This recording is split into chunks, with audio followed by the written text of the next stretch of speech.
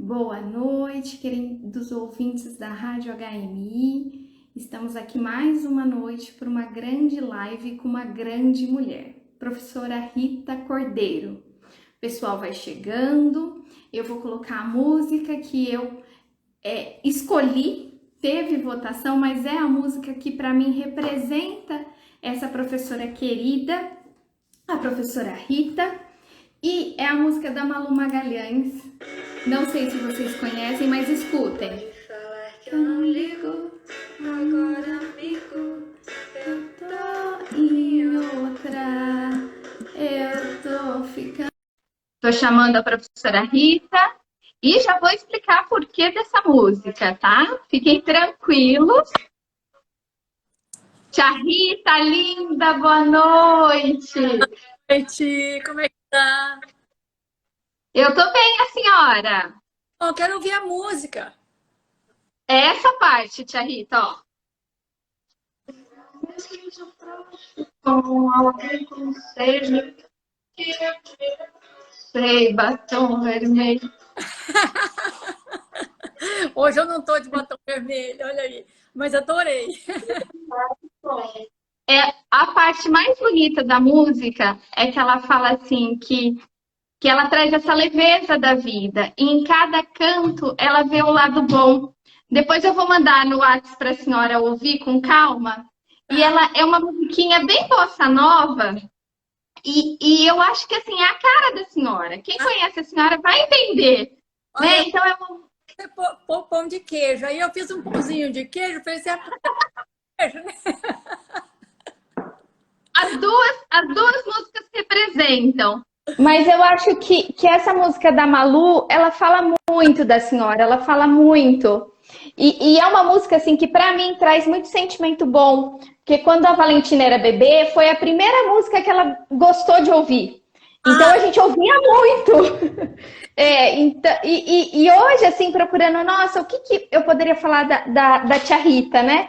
Me veio essa memória dessa música, eu falei, nossa, como representa ela, representa as nossas últimas conversas, sim. dessa grande sabedoria, dessa leveza de levar a vida, de né, não se preocupar tanto com o que os outros vão pensar, o que os outros vão dizer, mas sim com o que o nosso coração nos manda seguir, né? Que tem sido o tom das nossas conversas.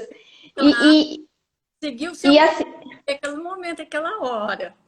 Sem exatamente. isso, né? Isso. Então, tia Rita, eu estou com um probleminha técnico. Ju, me ajuda aqui, liga no computador. Meu computador não está ligando, mas o Joel já vai me ajudar. Só para eu pegar o roteirinho aqui para eu não esquecer o que Ah, a gente combinou. Falha técnica. Eu achei que era a chuva que ia atrapalhar, mas eu mesma me atrapalhei aqui. Faz parte do jogo. eu também fiquei Mas com... é uma. Porque eu moro na roça, né? Então aqui, quando chove, cai. Aqui caiu um bom temporal, acredito que para a senhora também, né? Então a gente está no meio da chuva, mas vai dar tudo certo. Nossa Senhora da Live vai nos proteger. Vai nos proteger.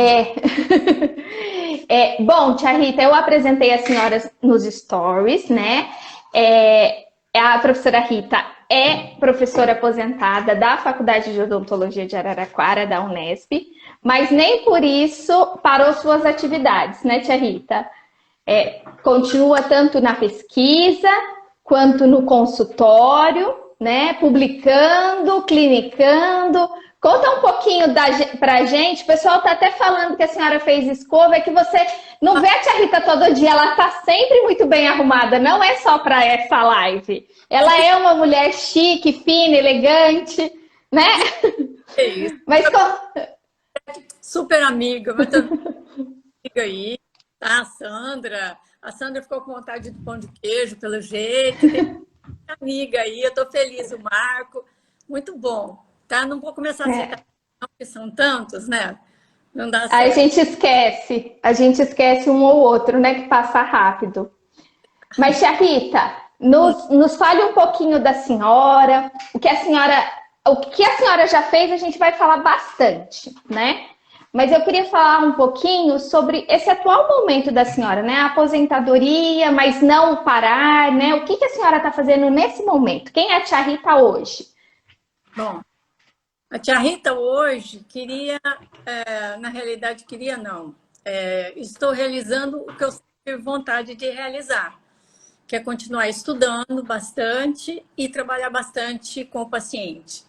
Porque uma vez, quando eu fui dar um curso em Londrina, na final da década de 80, né, o amigo que foi apresentar, o Dr. Wilson Trevisan, está lá até hoje, ele falou assim, hoje eu trouxe para vocês uma dentista de dedo molhado, né, dentista de dedo seco, certo? Que naquela época, né, então, dentista de dedo molhado. E, então, eu achei assim...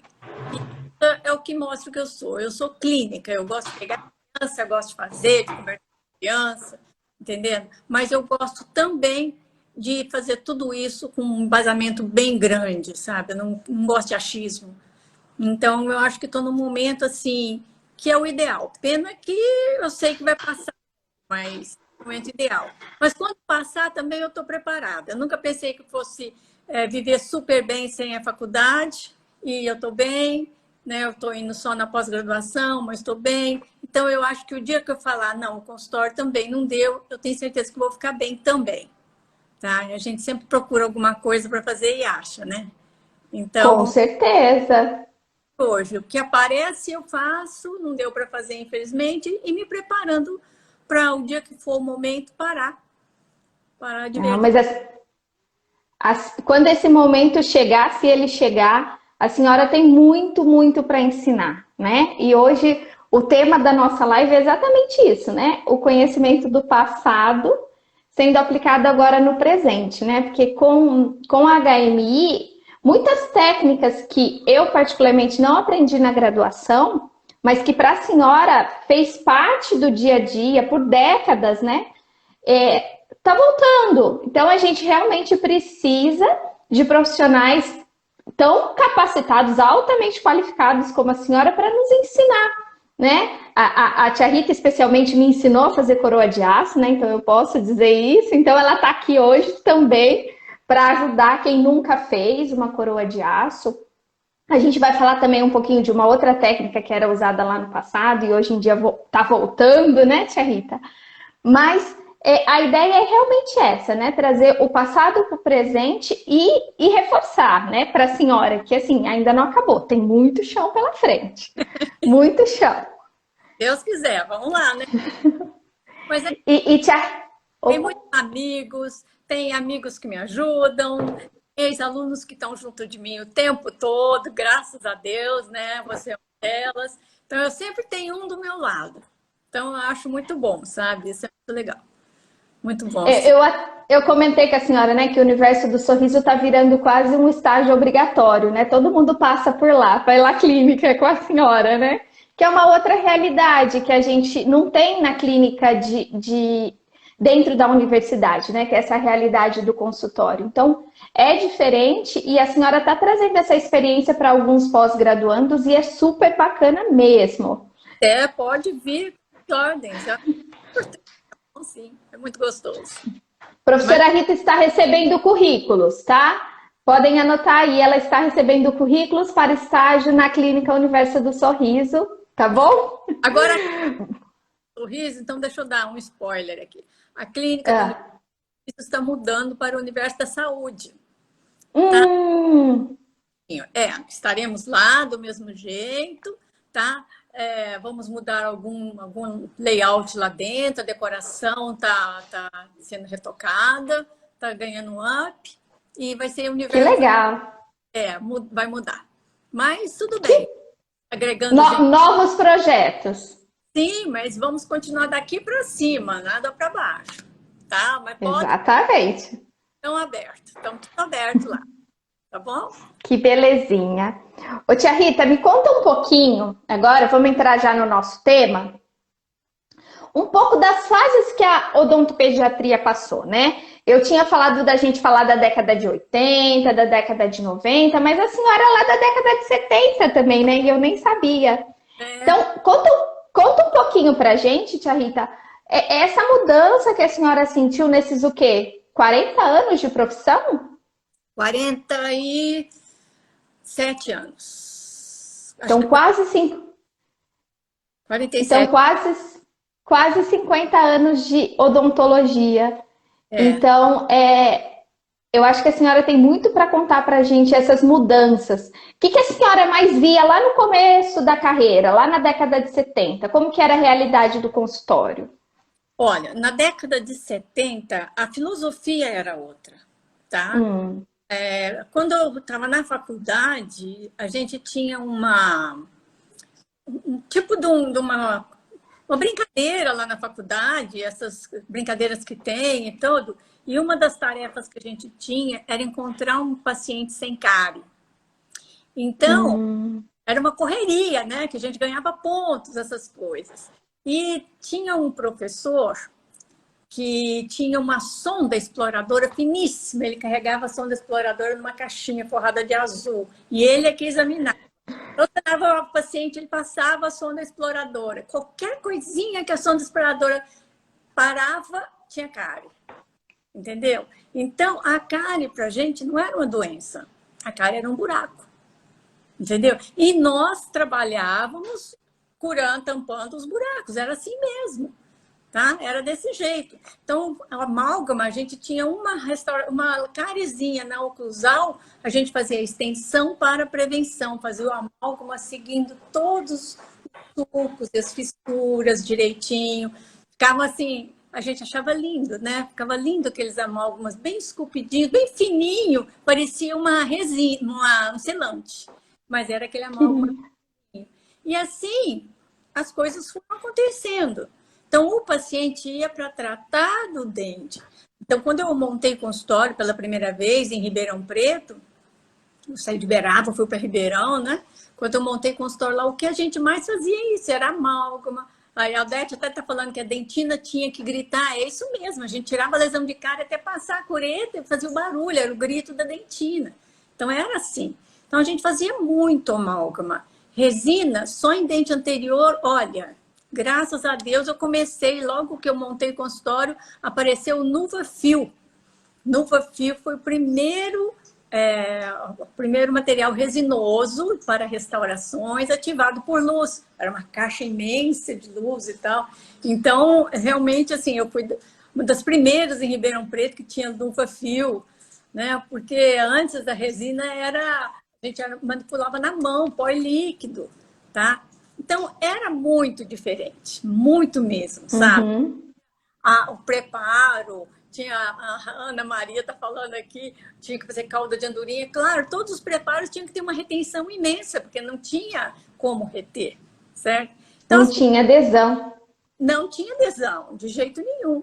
Então, a gente tinha que fazer uma caixa retentiva, sabe? Então, o nosso trabalho era muito mais técnico, tá? Do que um trabalho biológico mesmo, do que um conhecimento da lesão como doença.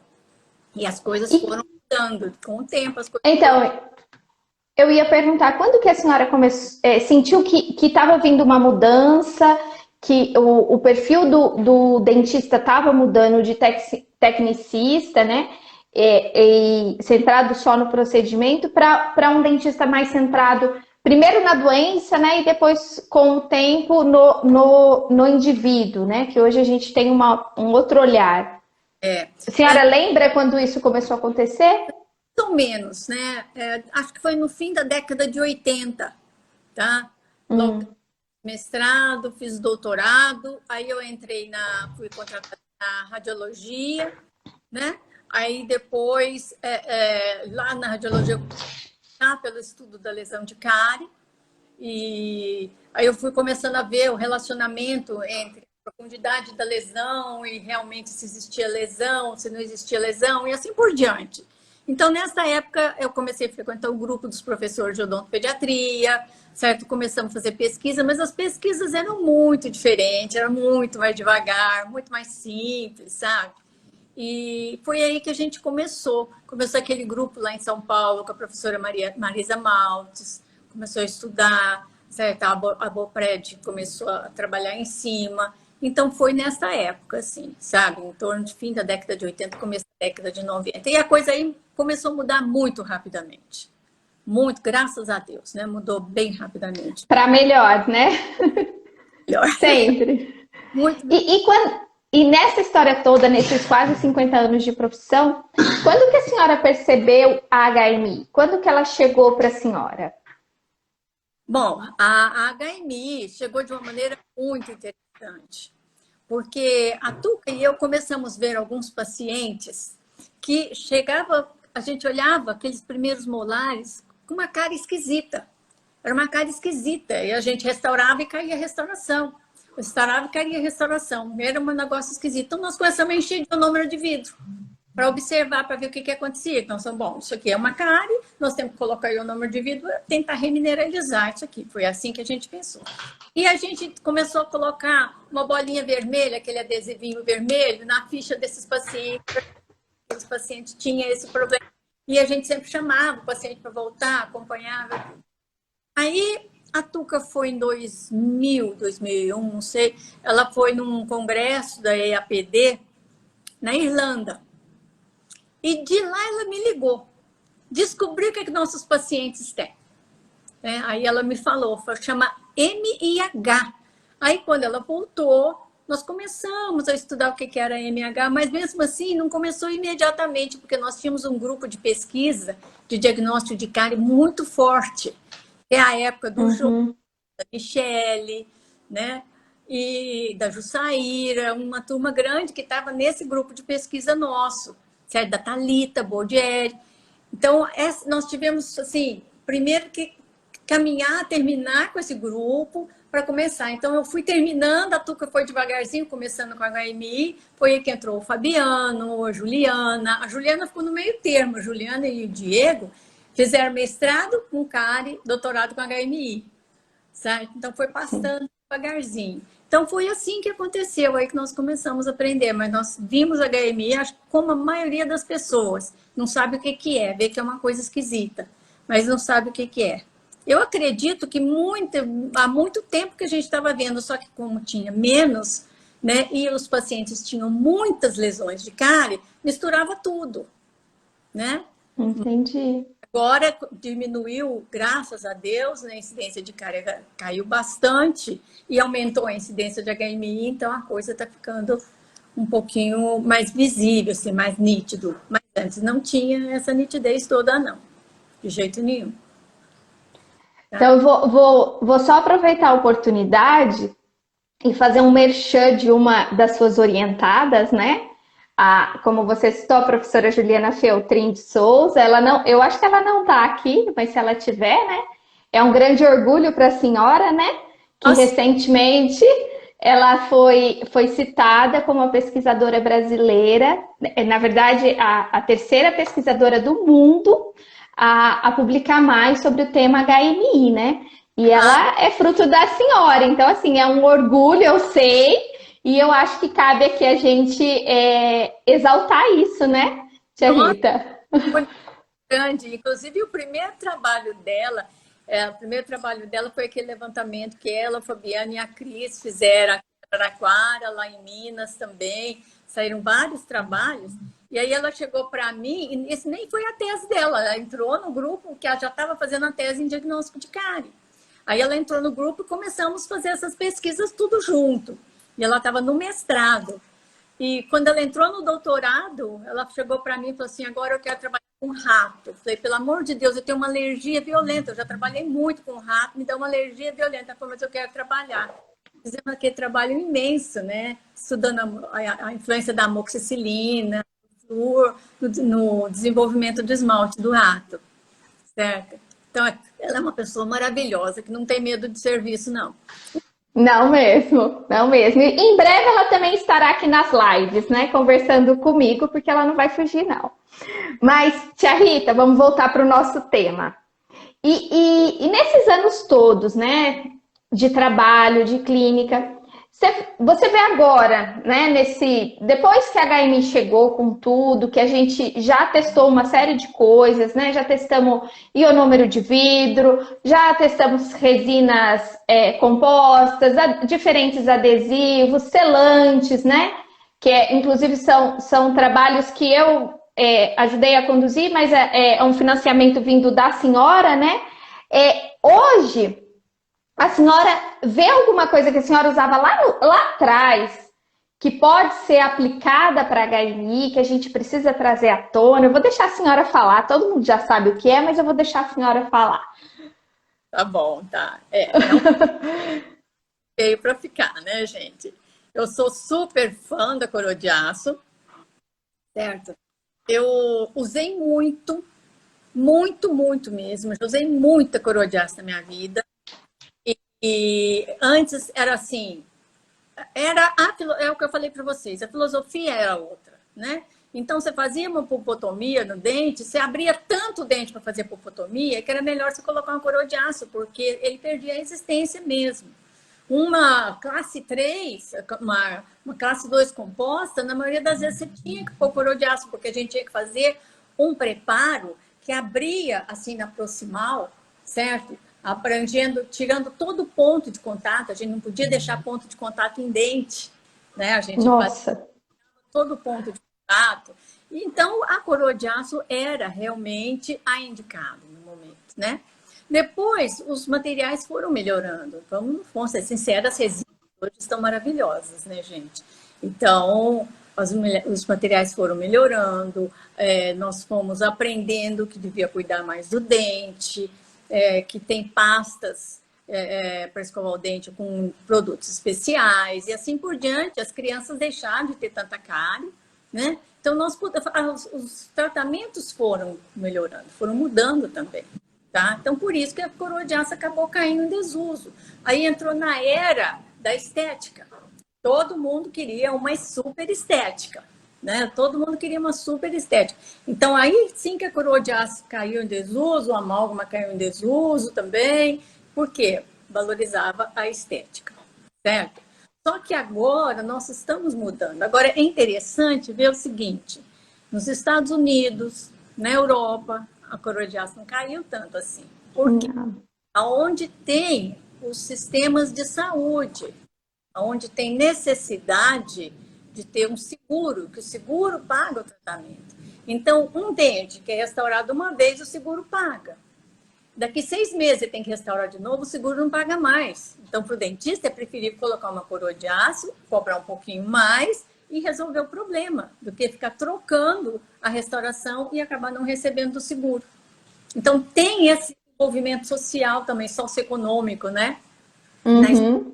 Então, nos Estados Unidos, na Europa, não caiu tanto assim, eles continuaram usando. Mas aqui no Brasil, nós não encontrávamos nem para comprar coroa de aço mais. Parou de importar, porque caiu em desuso, não se importou mais, né? Agora que está voltando. E realmente, para lesões severas de HMI, é um material de escolha, tá? É muito importante, é material de escolha, deve ser utilizado, eu aconselho, certo?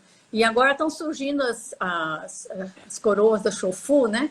Que são, assim, uma joia, né? E que estão com muita facilidade de serem utilizadas e tudo. Então, eu acho que nós entramos com coroa de aço para valer agora. Para valer. É bom porque está sendo legal. E está sendo também bem aceito, viu? As últimas pesquisas que eu vi, a aceitação está bem legal, tá? Ela está se comportando bem. Eu acho até interessante porque você vê nas pesquisas, as últimas que eu vi 2 pesquisas, uma de 2021, uma de 2020, até anotei o nome aqui porque o nome é muito esquisito, tá? Quer ver? Eu não deixei anotado aqui para não esquecer o nome dele. Aydun, da Turquia. Já escreveu 3 artigos, 19, 20 e 21, certo? Todos esses avaliando a coroa, a longevidade da coroa de aço, os problemas que ela podem ocorrer, né? E é interessante que todos os resultados sim, é para uma longevidade muito boa, efetividade muito boa. Então, só temos elogios para a coroa de aço. Vamos esquecer a parte estética, né? Mas Sim. temos um primeiro molar permanente, totalmente afetado pela HMI, com a face mesial destruída. Imagina o primeiro molar permanente inferior. Destrói. A parte mesial ficou com aquela mancha branca imensa, assim, pega de vestibular para mesial. Essa mancha branca não tem jeito. Dentro de um ano e meio, virou uma lesão de cárie mesmo, certo? Rompe a crista marginal. Isso aí é o que acontece normalmente, certo? Então, ali, uma coroa de aço resolve super bem, porque você vai fazer uma restauração ali, na maioria das vezes já está subgengival. Aí você vai colocar uma resina e você tem que tirar todo o tecido saudável, porque senão a resina não vai ter adesão da resina, certo? E é esse dente, né? Então, a coroa de aço. Uma outra aluna sua, Thalita Boldieri, que está aqui, né? Também foi minha. Ela está aqui.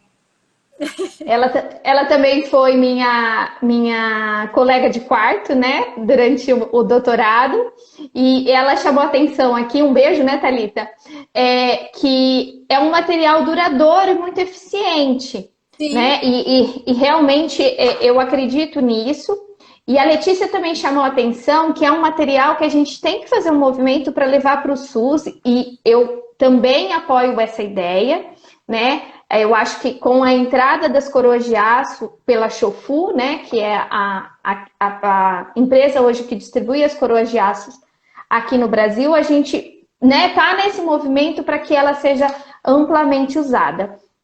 Mas, Tia Rita, a senhora... Opa! Meu som tá cortando um pouco, é verdade?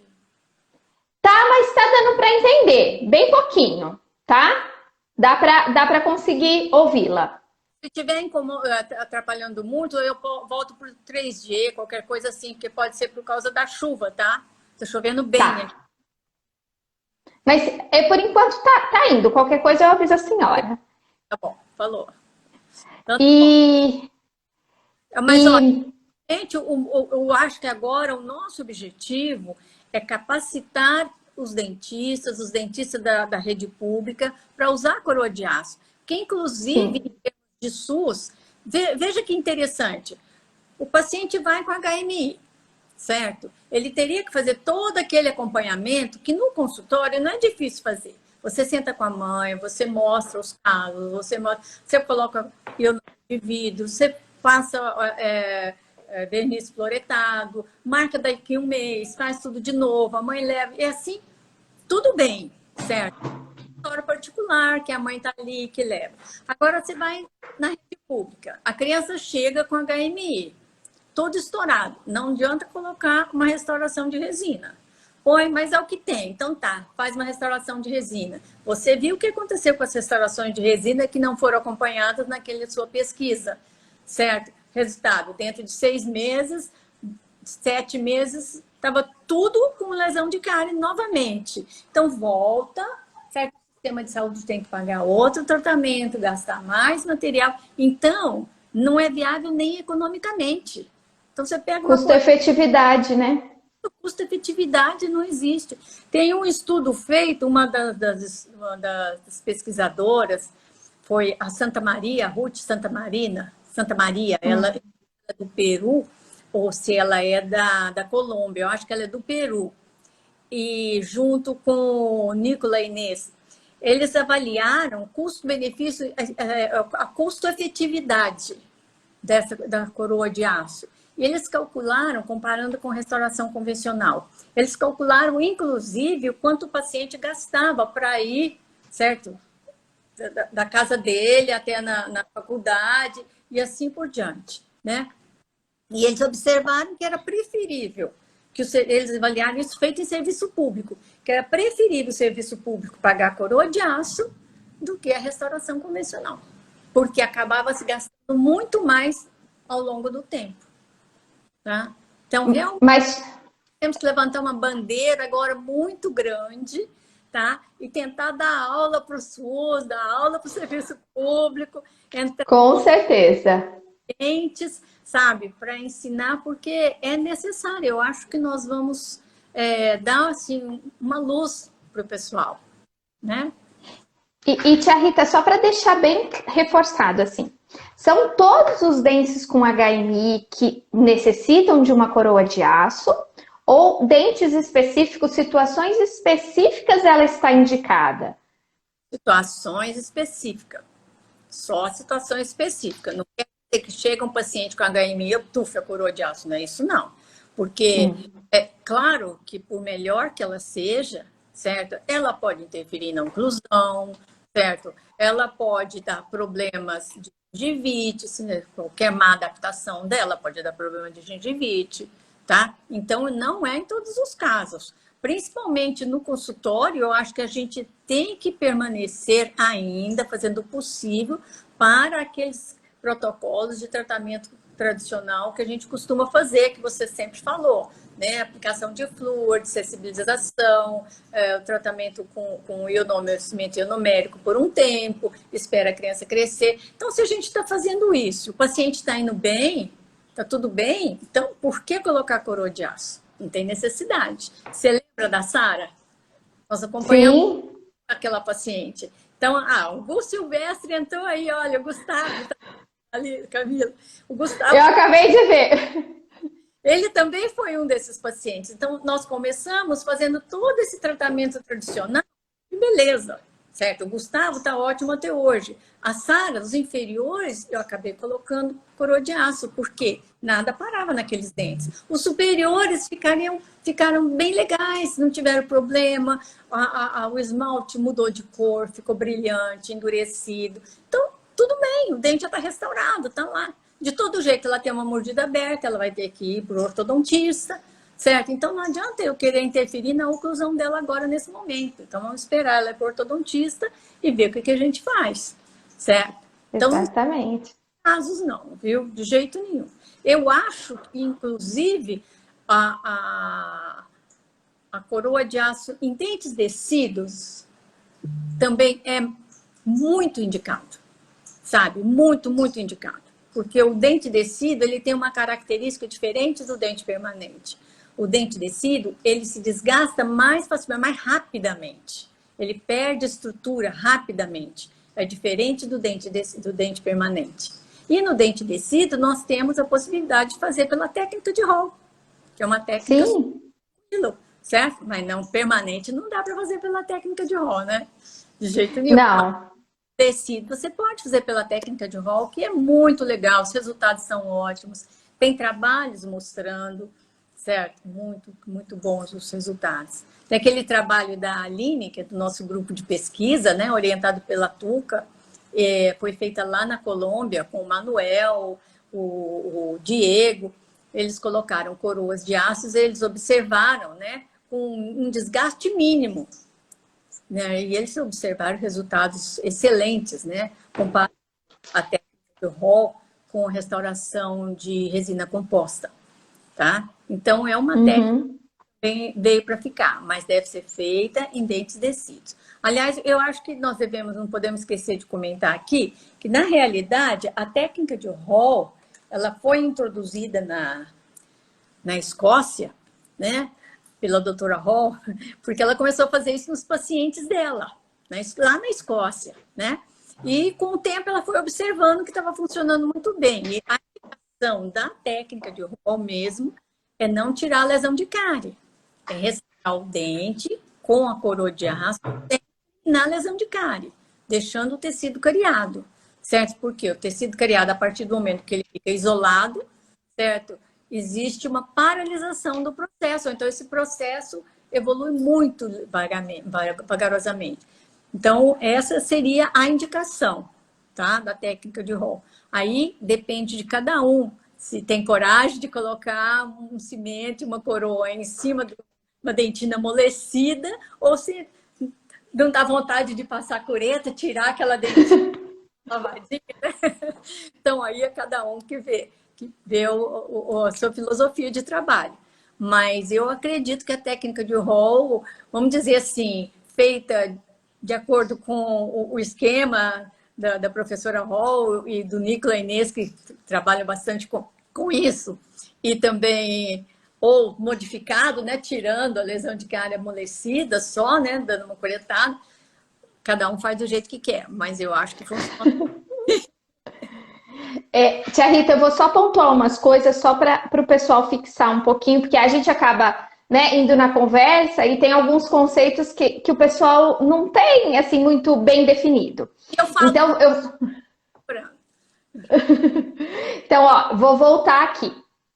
As coroas de aços, elas são indicadas para dentes com HMI, onde já ocorreu alguma perda de estrutura, e principalmente nos dentes em que a gente tem manchas mais escuras, localizadas principalmente nas margens, né? Na borda mesial, distal, nas superfícies vestibular e lingual. Como? Perda de cúspide. Perda de cúspide. Então, ela está indicada nesses momentos, né? Eu, pelo menos, nunca fiz uma indicação para um dente em que a opacidade estivesse íntegra, né? Não tem essa indicação. E, em contrapartida, para os dentes descidos, por esse fator adicional dele ter um desgaste mais acelerado, e como é simples, né? A técnica de Hall, ela não envolve nenhum outro desgaste, a gente acaba optando mais rápido, a gente não espera tanta perda de estrutura associada. Mas mesmo assim, a gente espera uma fratura, pelo menos, para usar a coroa de aço. Então, assim, e por que a gente faz isso? Porque tem uma porcentagem de opacidades demarcadas que não vão fraturar. Então, seria um sobretratamento esse uso indiscriminado da coroa de aço. Certo, sim, professora Rita? É isso daí mesmo? Principalmente dentes descidos, você pode observar, por exemplo, você pega primeiro molar descido. No caso de primeiro molar descido com HMI, você observa distal. Muitas vezes ele fratura na distal e a fratura fica subgengival. Então, você perde aquela cervical do dente, que é a parede cervical do dente, certo? Ali, nessa situação, se você for colocar uma resina, vai ser a mesma coisa que você construir um muro em cima da areia. Não vai parar. Exatamente. Caso a coroa de aço é indicada, tá? Mas você tem estrutura, dá para você fazer uma resina. Não tem necessidade de você indicar a coroa de aço, não. Tá? Sim, sim. Específicos, pelo amor de Deus, não vamos pôr coroa de aço da direita, né? Não tem que deixar tudo bem certinho, né? Porque quem pega um pedacinho não entende todo o contexto, né? Outra coisa, nós temos que observar também que a coroa de aço, por melhor que ela seja, por mais bem adaptada, de início, por exemplo, a Hall Technique, a criança aumenta a dimensão vertical. Então, ela fica com uma sobremordida. E essa sobremordida, em 4 semanas, segundo os autores, ela volta, certo? A oclusão normal da criança. Mas todos terminam falando que não existe uma pesquisa, só a Daniela Raggio, que foi uma pesquisa, junto com a Mariana, a aluna dela, junto com o Nicolas Inês, o Fausto, que eles mediram realmente a altura que ficou logo depois de colocar a coroa de aço e 4 semanas depois, certo? Então, na pesquisa, eles observaram que não teve diferença estatisticamente significante. Mas isso de diferença estatisticamente significante não quer dizer que todos os dentes voltaram à posição normal. Então, nós estamos correndo risco de um dente ou outro não voltar à posição normal, certo? De continuar com uma sobremordida. Então, claro que toda técnica tem as desvantagens, então nós não podemos usar também, assim, aleatoriamente. Indiscriminadamente. Indiscriminadamente que fala. Vai me ajudando que na minha idade a gente esquece. E tia Rita, vamos falar mais um pouquinho de técnicas antigas. Além da coroa de aço, tem alguma outra técnica que a senhora usava muito lá atrás e que hoje a senhora vê como uma grande opção para dentes com HMI? Tem. Que também gosto muito. Que também tem que ser utilizado com parcimônia. Não pode ser em todos os casos, né? Que é o diamino fluoreto de prata. Tá? O diamino fluoreto de prata, ele era muito indicado, nós utilizávamos muito. Quando eu fiz faculdade, vinha do Japão, o Saforide, sabe? Era um vidrinho preto, assim, caríssimo. E a gente usava bastante em criança. Mas depois também caiu em desuso. E ele foi novamente aceito em 2014 nos Estados Unidos, que foi aprovado pela FDA para ser utilizado em criança novamente, né? E agora a gente tem como? Tem o Rivastar, nós temos o Cariostop, tem vários cariostáticos e que a gente pode usar. E realmente já existe um trabalho mostrando a utilização desse diaminofluoreto de prata em dentes com HMI, tá? Que foi um trabalho interessante, porque eles compararam a utilização só do diaminofluoreto de prata, certo? E a utilização da técnica SMART, que seria usar o diaminofluoreto de prata e o ionômetro em cima, tá? E eles não foi encontrado diferença significante. Agora, claro, nós temos para tudo, nós temos que fazer o diagnóstico preciso, tá? Não existe ainda trabalhos que mostram realmente a influência, a penetração desse diaminofluoreto de prata na polpa. Então, ele não é indicado em cavidades muito profundas. Alguns autores falam, pode ser utilizado, mas não tem nada que prove que você usa perto da polpa e não dá problema, certo? Sim. Então, você tem o paciente na sua frente, que você tem a mãe do paciente ali do lado te olhando, que você chama a mãe, mostra, faz o diagnóstico, fala o tratamento que você vai fazer. Você tem, de uma certa forma, que manter aquilo que você falou. Porque se o paciente tiver um pulpite, a mãe vai voltar em você, tá? Então, tem que ser usado com muita cautela. Um bom diagnóstico é muito importante nesse caso, tá? Muito importante. E só reforçando, porque a Soraya falou na primeira live, né, sobre o diamino também, né? Na verdade, ela citou em outro contexto, não para HMI, mas ela falou da importância da gente atentar à concentração do diamino, né? Que tem que ser no mínimo 38%. E, infelizmente, aqui no Brasil, a gente tem outras porcentagens, né? 12%, 16%, e essas não são efetivas. O Cariostop tem 30%, acho que 32%, o Cariostop da biodinâmica tem 32%, tá? Sim. E aí, tia Rita, só para esclarecer aqui uma perguntinha da Adriana, nossa seguidora, beijo, Adriana, que o diamino ele foi testado num contexto de HMI associada à cárie, tá? Então, ele foi utilizado para frear a cárie. Mas eu não estou dizendo que ele não é capaz de remineralizar a hipomineralização, porque não tem estudos ainda sobre isso.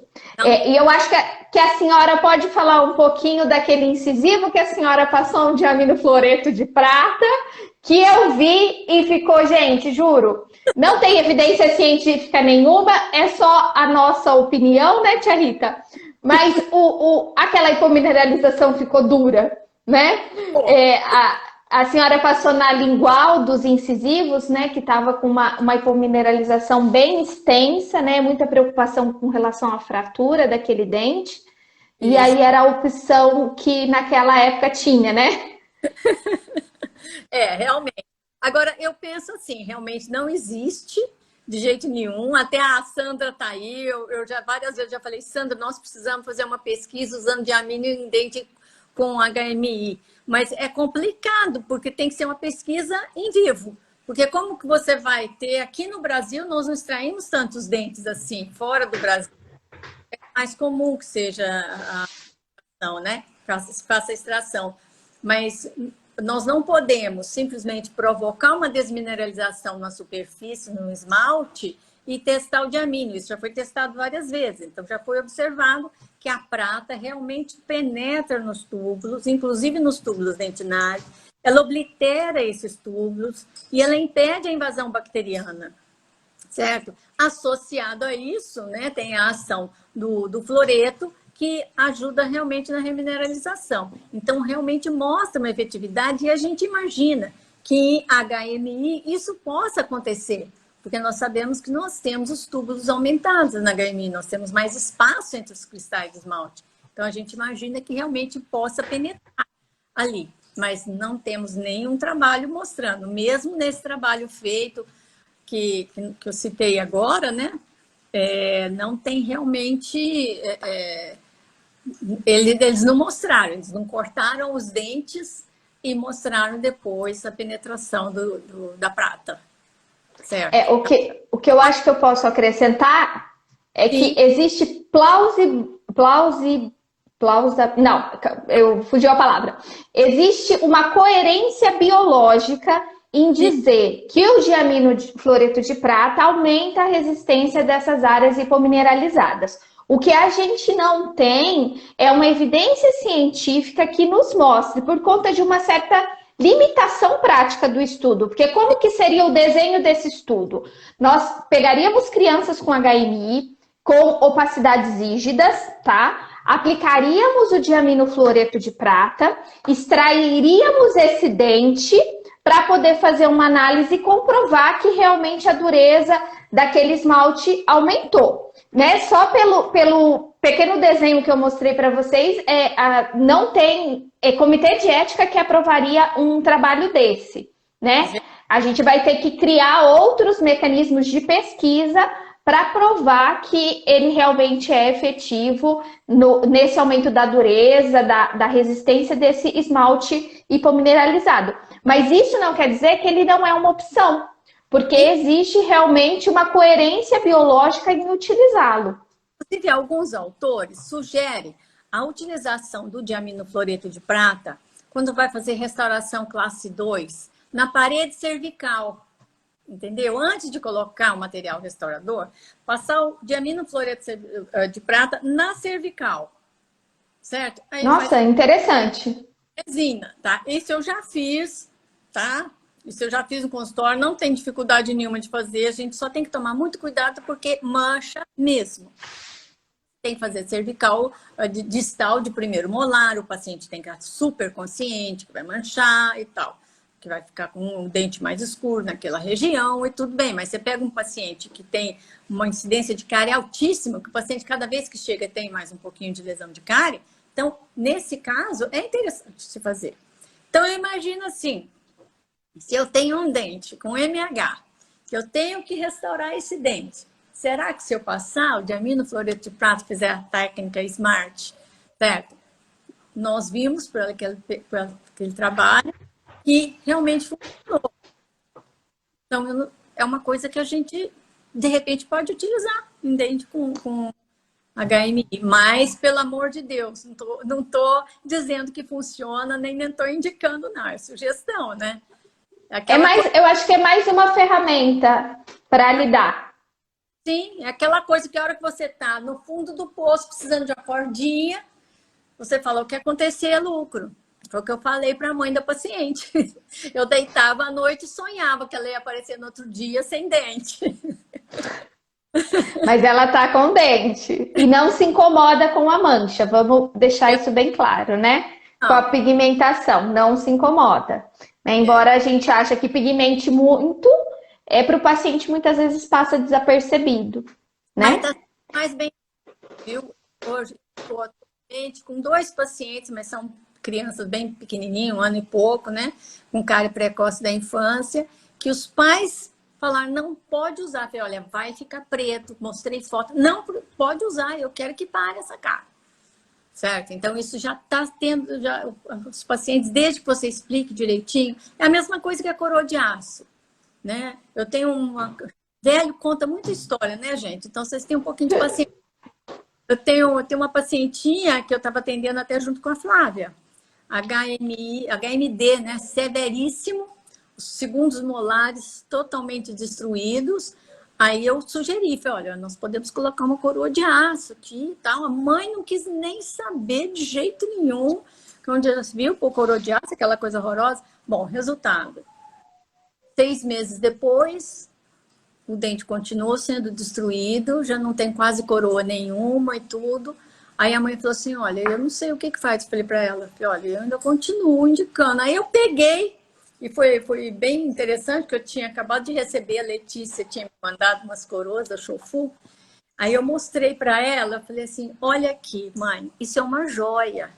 Isso não é uma coisa ruim. Presta atenção. E ela pegou aquela coroa mais delicadinha, né? Bem delicadinha na mão. Ela falou assim, nossa, parece uma joia mesmo. Falei, é, mãe, é uma joia. Vai ficar desse jeito no dente da sua filha. Ela aceitou colocar. Ela não queria de jeito nenhum colocar a coroa.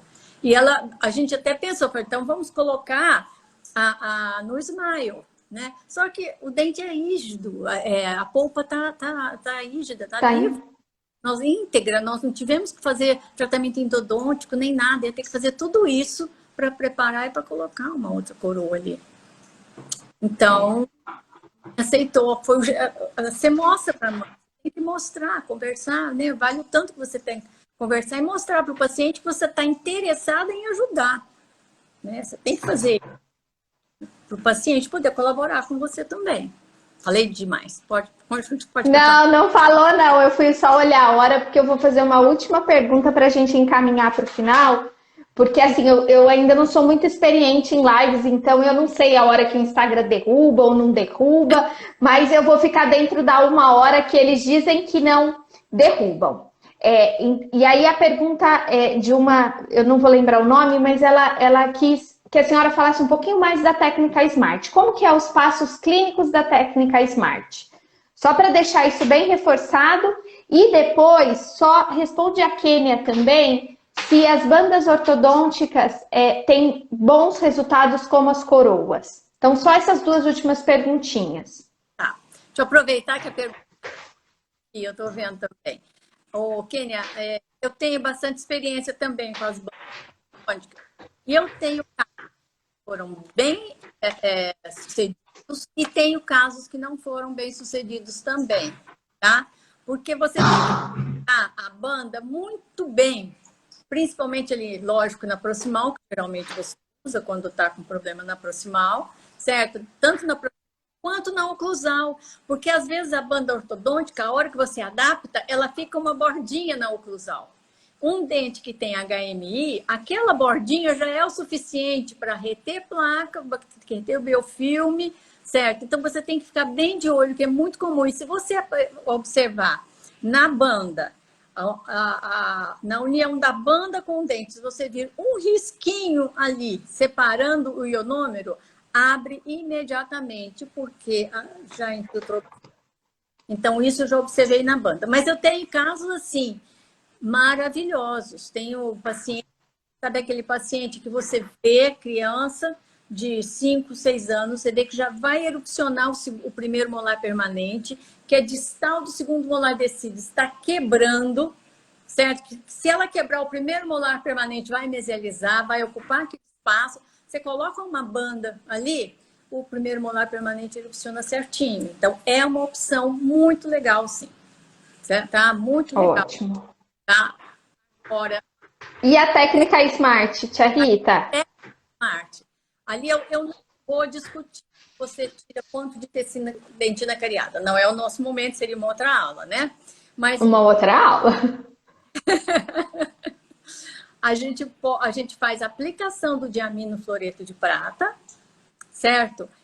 Assim que você termina a aplicação do diamino, você seca aquela cavidade e você aplica o ionômero de vidro quimicamente polimerizável. O trabalho que existe foi feito com o Equiforte, que é maravilhoso. Então, você aplica, no caso, o Equiforte, você aplica sem fazer condicionamento. Você aplica e depois por cima você passa o Equicoat, que seria aquele verniz, aí o Equicoat você polimeriza e só, tá? Eu não tenho experiência de fazer essa técnica com outro ionômero de vidro, mas eu acredito que deve ser a mesma coisa. Você pega, por exemplo, um da Riva, um Riva encapsulado, que é maravilhoso, certo? Eu tenho, assim, certeza que não vai ter problema, porque já foi comparado o Riva com o Equiforte, o resultado foi o mesmo. Ketac molar, Equiforte, Riva, todos estão mais ou menos no mesmo patamar em termos de efetividade, né? Então, sim, eu não vejo assim, que teria problema. Isso é sugestão minha, não tem nada provando, nada na literatura provando, tá? Mas Já vou fazer até a chamada para a próxima live, que a gente vai falar só de ionômero de vidro com a Isabel Olegário, que é especialista nisso. Então, já ficou o gancho para sexta-feira, às 7 horas. Tia Rita, vou encaminhar para o final, tá? Queria agradecer a presença da senhora e de todo mundo que está aqui, né, nessa noite de quarta-feira, prestigiando assim, esse marco, né, da odontologia. Tia Rita, 50 anos de história, né? Quem pode contar tanta história mais do que ela? E eu queria aproveitar também a oportunidade e convidá-los, para quem ainda não clicou no link da minha bio, né? Tem um convite para uma aula que eu vou ministrar na quarta-feira que vem, uma aula sobre diagnóstico de HMI, e que eu vou lançar um curso que se chama HMI Simplificada, cujo objetivo é levar, né, o diagnóstico e o tratamento para o maior número de profissionais aqui no Brasil. Então fica aqui o convite para a nossa aula da quarta-feira que vem, do dia 2 de fevereiro, e também o convite para a live de sexta-feira com a professora Isabel Olegário. E agora, para fechar com a palavra senhora, já estou na terceira live, eu já acho que é tradição, né? Então eu vou repetir a pergunta que eu fiz para a Soraya, para a Sandra, e eu vou fazer para a senhora, né? A professora Rita, a tia Rita de hoje, né, com quase 50 anos de profissão, o que diria para aquela menina lá de 74 que tinha acabado de se formar e cheia de sonhos, cheia de, enfim, de expectativas com relação à profissão? O que a senhora falaria para ela? É meio complicado porque, na realidade, eu sempre falo que a odontopediatria caiu em cima de mim, corri atrás da odonto. Caiu em cima de mim. Isso é uma outra história, mas é a verdade. Eu acho que, atualmente, eu falaria para ela, faça tudo de novo. Faça tudo igualzinho que você fez. E foi o que foi, deu certo. Por que eu vou mudar? Não é verdade? Então, eu faria tudo outra vez, do mesmo jeitinho. Tudo igual. Porque foi o que deu certo e eu vivo feliz desse jeito. Tá? É o que eu falo. Eu quero te agradecer. Exatamente. Mais pelo convite. Você sabe Imagina. que eu admiro muito o seu trabalho, você é uma guerreira, tá? Continua com o seu trabalho, continua com esse pé firme e não deixa nenhum momento você ficar fora da casinha, porque eu sinto daqui, fora daqui. Continua com esse trabalho que está muito bonito. E nós temos que confiar nessa juventude de hoje. Nós temos que confiar em vocês para dar continuidade ao trabalho. Tá? Sim, a gente foi muito bem preparado. Agora que vocês estão com todo o pique, com bala na agulha, né? E vocês têm que caminhar, têm que lançar o voo, porque vocês vão conseguir muita coisa boa. Gente, vocês estão num momento maravilhoso. Muita coisa. Que bom. Tá? Tia Rita, sou eu que agradeço a presença da senhora na minha vida, né? Só para contar, né, um pouquinho, né? Hoje de manhã eu estava preparando a live, preparando os stories, né, para publicar, e a tia Rita me mandou uma mensagem assim: você tá bem? Tô sentindo aqui de longe que você tá preocupada e ansiosa. Aí eu respondi para ela: não, tia Rita, eu estou pensando na senhora nesse exato minuto, e a senhora sentiu daí, né? E, então esse ajuste de frequência, essa sintonia, ela é real. Aprendo muito com a senhora, agradeço muito a presença da senhora quase que diária na minha vida. E está sendo muito bacana esse projeto, porque eu sinto que assim, vocês, vou colocar velha guarda, mas não é bem isso, mas vocês estão passando a odontopediatria lá em cima para que a gente continue. Sim, excelente. E isso é fantástico, né? E a gente vai continuar, pelo menos da minha parte, assim, total compromisso com essa odontopediatria de qualidade e com muito embasamento científico. Bom, eu vou fechar. Opa! Olha que delícia a gente chegar no fim de carreira, assim, né? Como eu. Sabe que eu já vi vários pacientes meus passando por aqui na live. E eu vi também. Eu fiquei feliz disso, tá? Muitos amigos, mas é gostoso você ver o paciente tá te apoiando, tá? Sim. muito bom. Sim, com certeza. Então, um grande beijo para a senhora, um grande beijo para os pacientes que passaram aqui, para os amigos, para os dentistas. E a gente se vê de novo na sexta-feira com a Isabel Olegário. Tá bom? Beijo, tia Rita! Tchau. Tchau! Tchau.